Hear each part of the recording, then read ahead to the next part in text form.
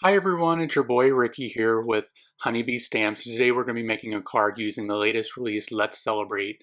We're going to be using some Black Intense ink. We're going to be using some white cardstock here. We're going to be using this beautiful paper that I created in the latest paper pack. You'll have to check that out with a rectangle die. And we're also going to be using Baked with Love stamp set and die set. So let's go ahead and get started. The first thing we're going to do is go ahead and get this cut out with the rectangle die. I chose this area of the paper because it has pretty much every color that is on the slip here. So it's the color of the rainbow. I actually made this using some watercolors, and with ink smushing is how I made it. So you guys make sure you check out that paper pack. I love this piece of paper, mainly because it's mine. The next thing we're going to do is go ahead and get these stamps stamped out. We're going to be using different pieces here, and I actually don't end up using all of these items that I stamp out because what I found is that the card was too small for all the items that I stamped out. So we're going to go ahead and get that stamped out with the Intense Black ink from Honeybee Stamps. Excellent ink. I'll add it to my black ink station. And so now we're going to do some Copic coloring. I'm not going to show you everything here. This coloring is 8 times faster than I did color it, so don't be alarmed, I'm not Superman.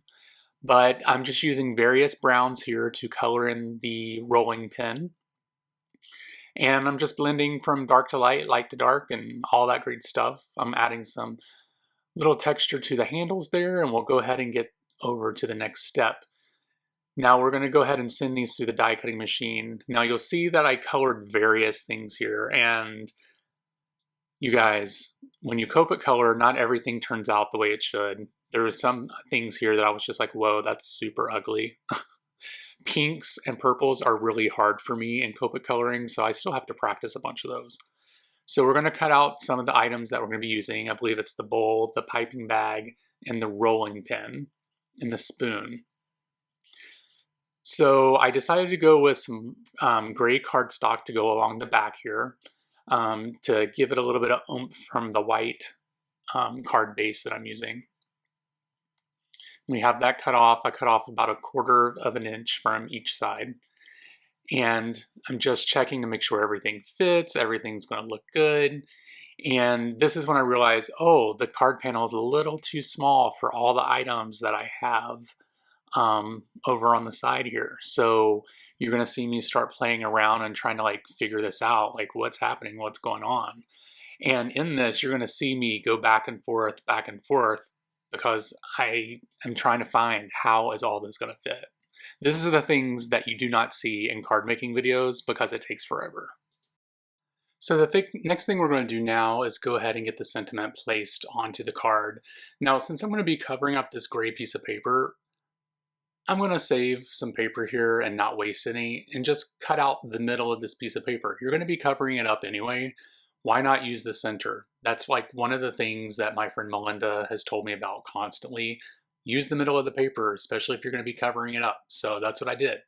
So I went ahead and used some embossing ink here, and then I went ahead and off camera heat embossed that with white embossing powder. And now we're going to go ahead and use these fabulous, fabulous dies to go ahead and get this cut out. You guys, I know I say it every time, but seriously, having dies for your word sentiments is the most amazing thing ever. I can never not say that.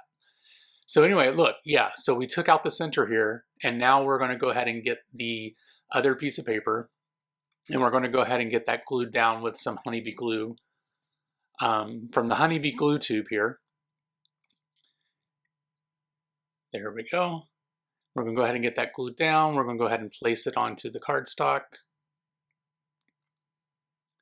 Go ahead and make sure that's really glued down good, and then we are going to place it onto the card panel here.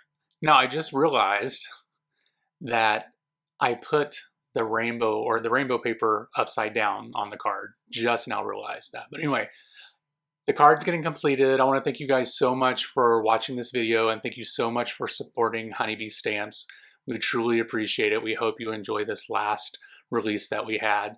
Make sure that you follow along with them over on Instagram and YouTube, and check me out also on YouTube and Instagram by searching for Bromero cards. Now I'm putting some 3M phone tape here. Normally you'll see the card at the end. I'll hold it up and then I'll do my little love sign, but I didn't get it this time. I don't know what happened. I guess the camera stopped. So you're just gonna see the card finished at the end. I added some jewels there, and yeah, that's it. So you guys have a great day, a great week, and I will talk to you later. Bye.